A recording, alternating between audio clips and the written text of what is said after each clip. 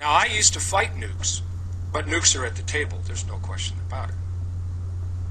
If you're serious about forestalling the worst consequences of climate change, you simply can't rule out nuclear power. You just can't. If you read the science, if you take it to heart, you can't. I don't care how many problems there are with nuclear power plants. The one thing that they don't have in terms of their emissions is carbon dioxide. There's no argument about that. So what are you going to do with the nuclear option, though?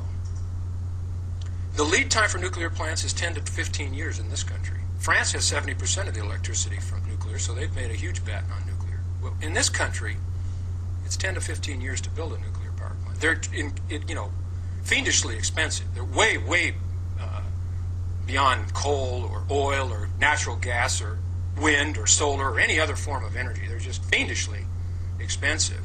And even with an indemnity, even with a cap on liability, which we call the Price-Anderson Act, they're still a high-risk adventure.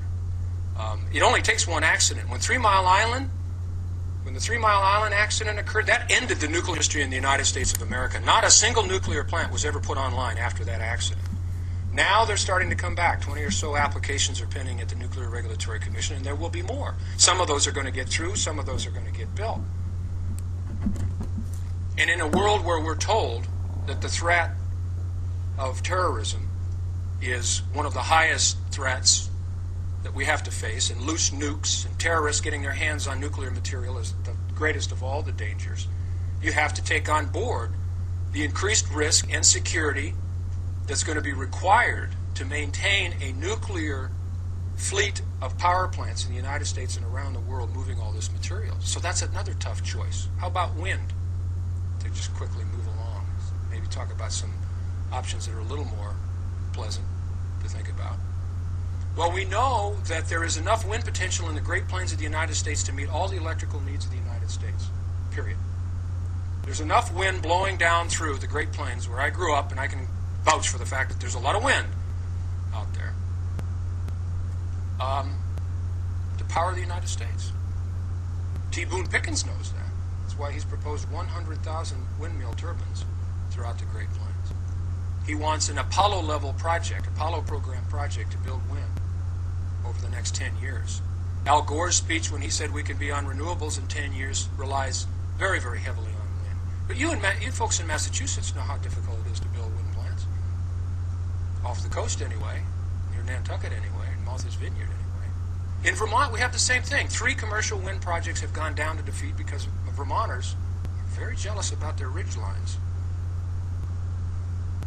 But if you're talking about energy supply, and you wanted to avoid all these nasty consequences of coal and nuclear that I've tried to sketch for you, well, then obviously wind has got to be, a major component of that. So you do need an Apollo program level investment, private and public investment, to break through the storage problem and the grid problem. We do not have a transmission system. Well, we don't even have a transmission system that's adequate for the existing fleet of conventional power plants, let alone wind energy. But here's where the new bridge technologies come into play. Plug-in hybrids. There's one on the market right now as we speak. Toyota, Prius. I got the first edition Prius in the parking lot. I love it. It's the best car I've ever had. It's getting 49 miles per gallon, 7 years and 150,000 miles later. But the next generation, the plug-in hybrids are the key, okay? So you plug them in at night when energy demand is low. You charge up the batteries. The batteries are good for 40 miles. That's 90% of the commuter distance in the United States, 40 miles.